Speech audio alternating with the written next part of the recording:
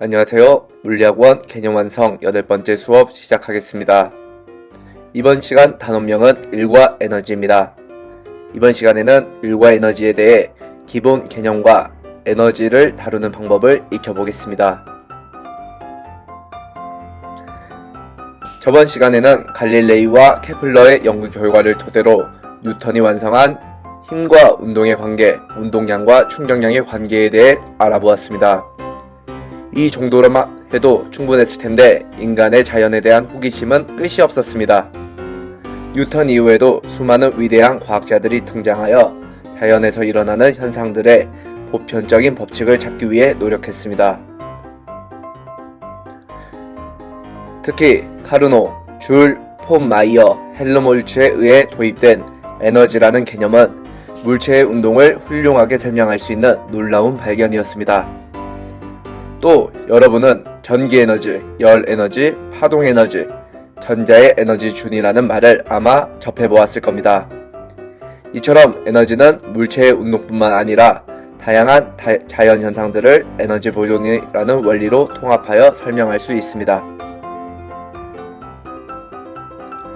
이미 여러분은 중학교 때에도 에너지에 대해서 배웠습니다. 작년에 통합과학 시간에도 다양한 에너지의 전환과 보존에 대해서 배웠을 겁니다. 하지만 선생님은 여러분들 중에서 재작년과 작년에 의문의 사고를 당해 기억을 잃은 친구들이 많이 있다는 것을 알고 있습니다. 기초 중에 기초부터 알려줄 테니 잘 따라와 봅시다.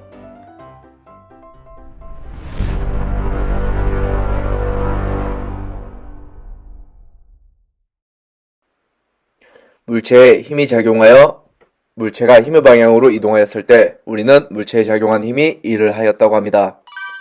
이때 힘이 한 일은 힘의 크기와 힘과 같은 방향의 변위의 곱으로 나타냅니다. 대부분의 교과서들, 수능특강이나 수능완성에서도 이동거리라고 나와 있지만 변위를 이용해야 정확한 의미의 일을 구할 수 있습니다. 이 일은 물체에 작용한 힘의 크기와 힘과 같은 방향의 변위를 곱한 물리량입니다. 힘과 변위에서 동일한 방향의 성분을 뽑아내서 서로 곱해준다고 생각합시다.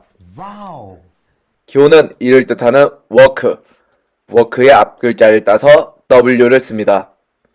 가끔 이걸 와트라고 부르는 학생들이 있는데 그러면 큰일 납니다.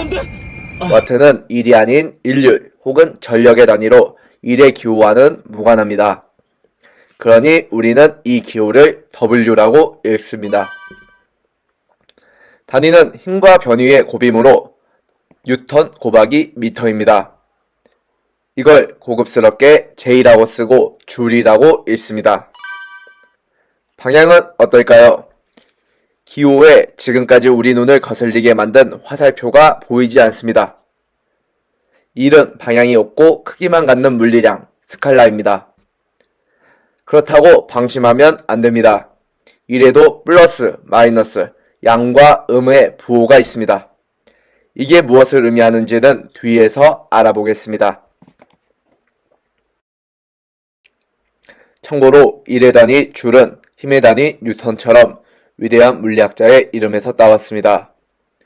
바로 이분이 일에 대해서 중요한 실험을 하고 에너지 보존이나 일과 열의 관계를 발견한 제임스 프레스코 줄입니다. 한번 인사하고 넘어가겠습니다. 오른쪽의 실험이 그 유명한 줄의 실험인데요. 도르의 오른쪽에 있는 물체는 중력에 의해서 내려갈 겁니다. 그러면 왼쪽의 프로펠러 같은 게 돌아가면서 물의 온도가 높아집니다. 중력이 한 일이 열로 전환되는 거죠. 갑자기 설명이 길어져서 당황했죠. 하지만 일과 열이 이렇게 변환된다는 사실 정도는 알아둬야 뒤에서 마찰력이 역학적 에너지에게 무슨 일을 하는지 이해할 수 있습니다. 본격적으로 일을 구해봅시다. 먼저 힘과 이동 방향이 같을 때입니다. W는 F 델타 S, 그냥 힘의 세기와 변위를 곱해주면 됩니다. 단순한 곱셈이니 간단하죠. 참고로 교과서에는 그냥 S로 나와 있습니다.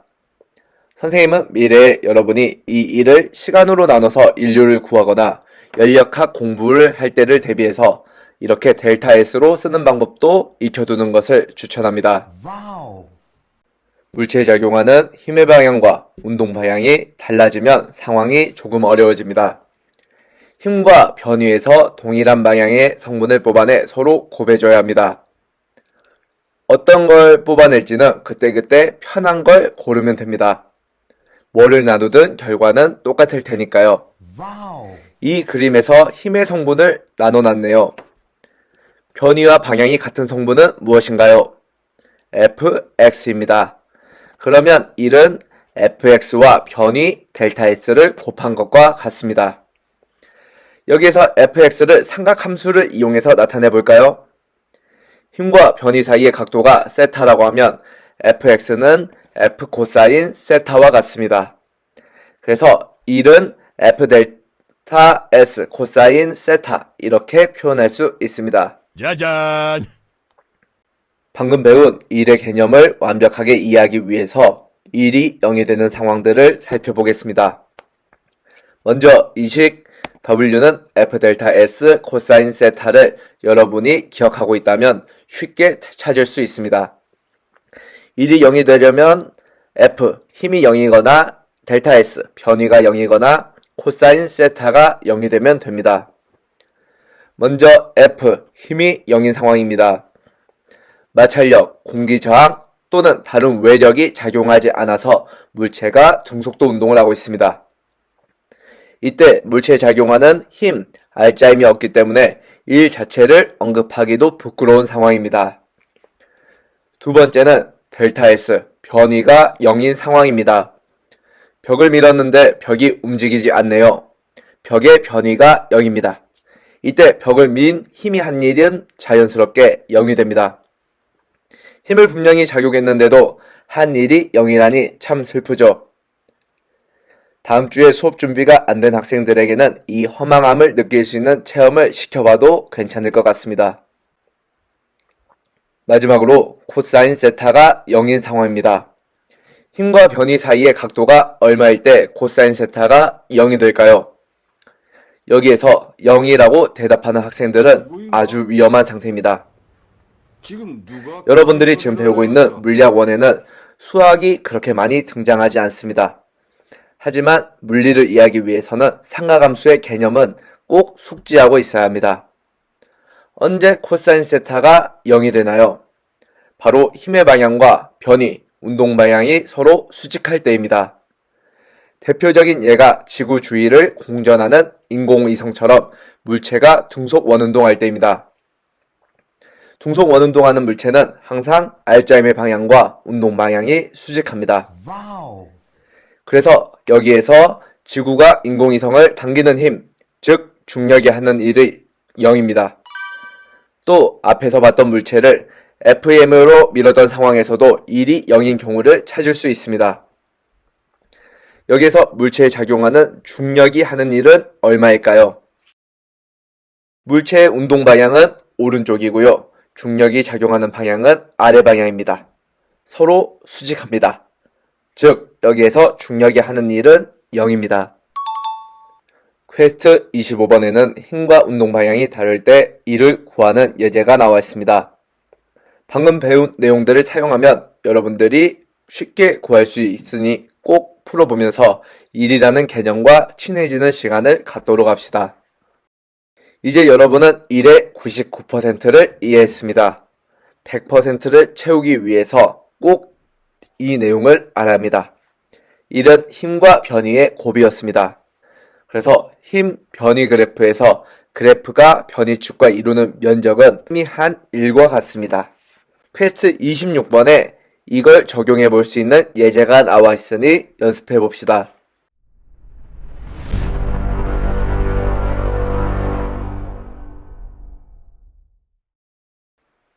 일에 대해 이해했다면 에너지라는 개념에 대해서 알아보겠습니다.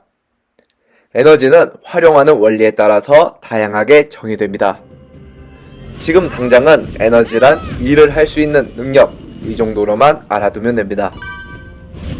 에너지 중에서도 일과 가장 친한 연관이 깊은 물리량은 물체가 운동할 때 가지는 에너지, 운동 에너지입니다.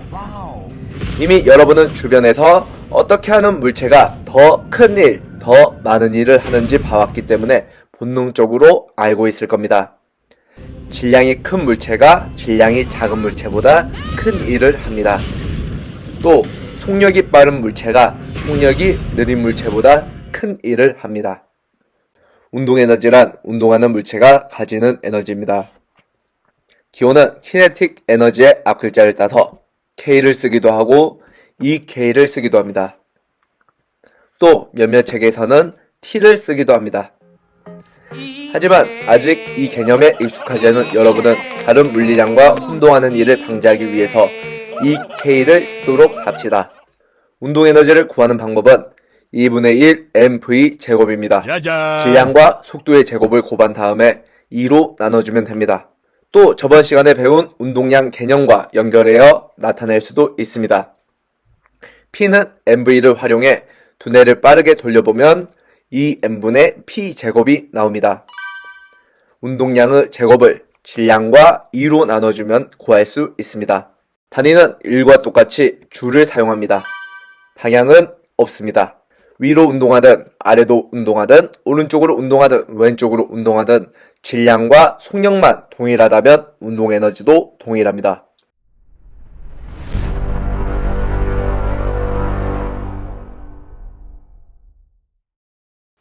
그렇다면 일과 운동에너지 사이에는 어떤 관계가 있을까요? 지금까지 우리가 배워온 내용들을 이용해 유도해 봅시다. 여기 그림에는 F라는 세기에 힘을 받아서 S만큼 이동하는 수레가 있습니다. 그동안 속력은 처음 속력 V0에서 나중 속력 V로 변화했습니다. 여기에서는 작용하는 R자임이 일정하니까 수레는 둔가속도 운동을 할 겁니다. 둔가속도 운동을 하고요. 주어진 상황에는 시간이라는 조건이 없습니다. 뭐가 떠오르나요? 여기서 등가속도 운동 공식 3번을 떠올리는 학생은 인류입니다. 완전 무대를 뒤집어 놓으셨다. 한 번을 떠올렸다면 스스로를 칭찬해 줍시다. 이 상황에서는 3번 EAS는 V제곱 마이너스 V0 제곱이 성립합니다.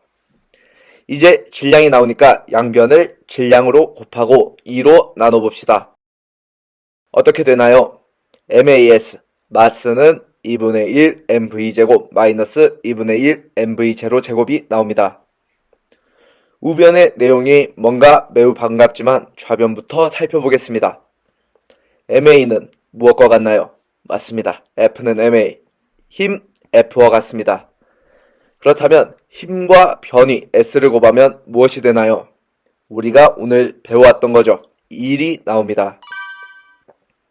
이번에는 우변을 살펴보겠습니다. 2분의 1 mv제곱, 그렇죠. 나중 운동에너지입니다. 2분의 1 mv0 제곱, 처음 운동에너지입니다. 나중 운동에너지에서 처음 운동에너지를 빼주니까 운동에너지의 변화량이라고 할 수 있겠네요. 델타 EK라고 적겠습니다. 이것이 바로 1 에너지 정리입니다. 물체에 힘이 작용하여 일을 하면 운동에너지가 변화합니다.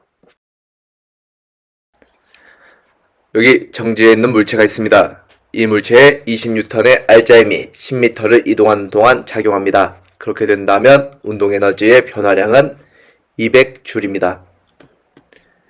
이번에는 운동하고 있는 100J의 운동에너지를 갖고 있는 물체가 있습니다. 이 물체에 20N의 R자임이 20m를 이동하는 동안 작용한다면 물체의 운동에너지 변화량은 400J입니다. 여기에서 깜빡하면 실수할 수 있는 중요한 포인트가 하나 있습니다. F는 MA라고 할 수 있는 F는 무슨 힘이었나요? 아무 힘이나 이렇게 되는 게 아니었죠. 바로 R자임입니다. 여기에 나와 있는 W, 1은 R자임이 한 일입니다. 이렇게 정리해 줄 수 있습니다. 물체에 작용한 R자임이 한 일은 물체의 운동에너지 변화량과 같습니다. 이것이 바로 여러분이 기억해야 할 1 에너지 정리입니다. 다 같이 따라 읽어봅시다.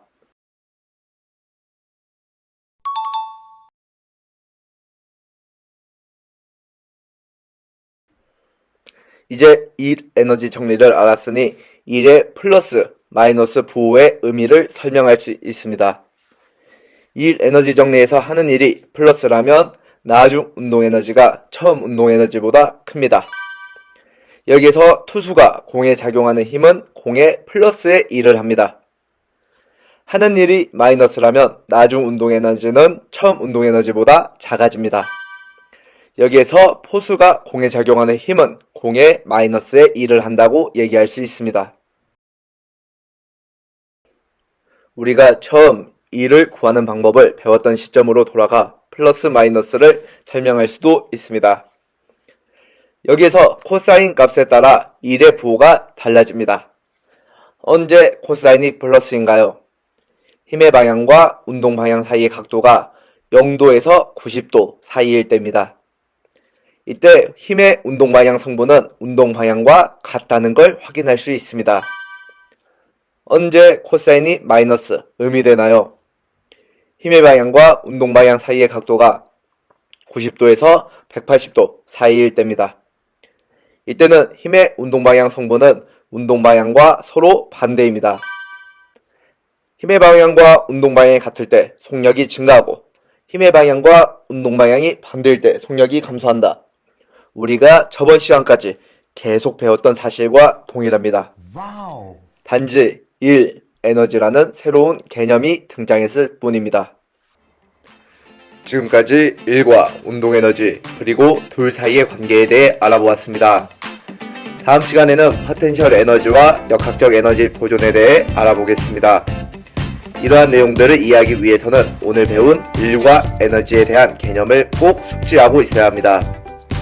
퀘스트 28번부터 퀘스트 30번까지는 이 에너지 정리를 적용해서 풀 수 있는 예제들이 나와 있습니다. 영상이 끝나고 꼭 풀어보며 이 에너지 정리와 친해져 봅시다.